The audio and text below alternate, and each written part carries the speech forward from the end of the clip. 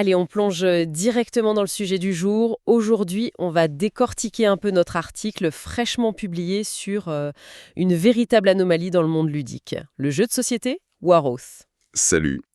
Ouais, c'est clair que c'est une anomalie, surtout venant de cet éditeur, Chip Theory Games. D'habitude, ils sont mondialement connus pour leurs boîtes gigantesques, hors de prix, avec des règles d'une complexité vraiment folle.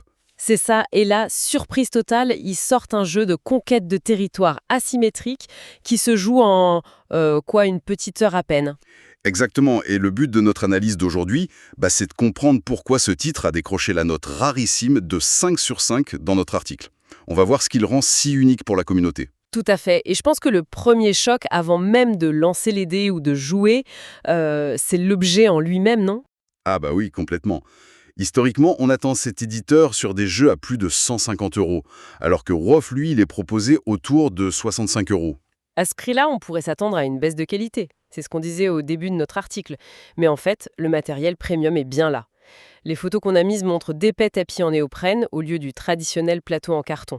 Ouais, et sans oublier les gros dés personnalisés. Mais le truc qui retient vraiment l'attention, c'est la direction artistique de Mani Tremblay. On est très loin de la fantaisie un peu terne et classique. C'est le moins qu'on puisse dire. C'est un univers super psychédélique, presque fluo. Faut imaginer des guerriers ancestraux qui se tapent dessus au milieu d'une rave party en pleine forêt. Ça donne le ton, c'est clair. Mais bon, une belle boîte, ça fait pas forcément un bon jeu. Ce qui m'a vraiment intriguée pendant l'écriture de notre critique, c'est cette promesse de simplicité.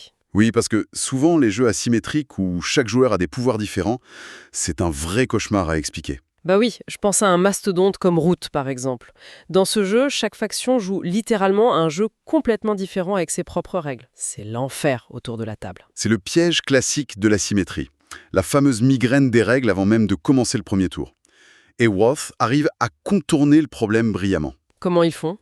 En fait, on a 5 factions très différentes, y compris des ours guerriers ou des sorcières, mais elles partagent toutes exactement le même socle fondamental. Le but est commun pour tout le monde, atteindre 30 points de victoire. Donc, on n'a pas besoin de faire un exposé magistral d'1 heure avant de commencer la partie. Non, pas du tout. 10 minutes suffisent largement.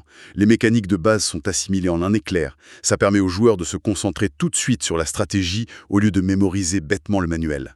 Parlons justement de la stratégie, parce que notre article met en avant un aspect des combats qui m'a un peu fait tiquer au début. Tout est 100% déterministe. Oui, c'est très particulier comme sensation. 0 jet de dés pour frapper, un coup égale un dégât fixe. Est-ce que ça rend pas l'expérience un peu froide à force? Voire prévisible comme, une feuille de calcul Excel? On pourrait avoir peur de ça, mais l'attention est simplement déplacée ailleurs. Le seul élément aléatoire du jeu se trouve pas dans les batailles. Il est au centre de la table lors du choix des dés d'action. C'est une phase de draft sous très haute tension. Ah, je vois. Tout est visible et on prie pour que l'adversaire ne prenne pas le dé dont on a désespérément besoin pour notre tour. C'est exactement l'idée. Le hasard intervient dans les opportunités qui s'offrent à nous, pas du tout dans la résolution finale des actions. Et les fameux gros dés alors? Eh bien, les énormes dés luxueux fournis dans la boîte ne se lancent jamais pendant les combats de territoire. Ils servent uniquement à faire joli et à compter les points de vie des unités d'élite. C'est un choix de design vraiment audacieux. Par contre, il faut rappeler que notre article ne distribue pas que des louanges. Il y a de vrais bémols qu'on a relevés, à commencer par le livret de règles d'origine. Oui, le manuel est malheureusement assez confus sur des détails importants. Pour s'épargner de la frustration au déballage, la meilleure solution, c'est de le mettre de côté et de regarder la vidéo explicative du célèbre vidéaste ludique Rodney Smith. C'est beaucoup plus limpide. C'est un excellent conseil. L'autre gros point noir qu'on a soulevé dans notre article, c'est le mode coopératif à 3 ou 4 joueurs. Qu'est-ce qui cloche exactement avec cette intelligence artificielle du jeu? Dans un jeu de plateau physique, l'intelligence artificielle prend souvent la forme d'un paquet de cartes automatisées qui dicte les actions des ennemis. Ici, ce système est une vraie purge. L'automate est beaucoup trop imprévisible et bénéficie de relances gratuites constantes. Ah oui, l'horreur. On passe vraiment son temps à subir le jeu, sans pouvoir anticiper quoi que ce soit. C'est très punitif. Bon, on oublie la coopération alors. Le titre est clairement taillé pour briller en affrontement direct, en joueur contre joueur. Totalement. L'architecture même du jeu récompense le duel d'esprit, l'affrontement calculé et agressif entre humains. Pour résumer un peu cette plongée dans Roth, on retient donc un jeu de contrôle de territoire nerveux, tactique, avec une identité visuelle fluo, très marquante, et qui évacue totalement le hasard punitif des combats. Ce qui amène une réflexion assez fascinante pour clore cette analyse.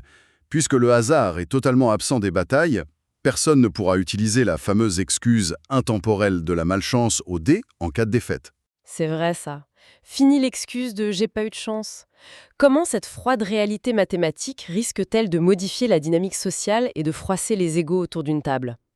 C'est une perspective intéressante à garder à l'esprit lors du prochain déploiement de ces magnifiques tapis en néoprène. Merci d'avoir décortiqué tout ça avec moi. Avec grand plaisir.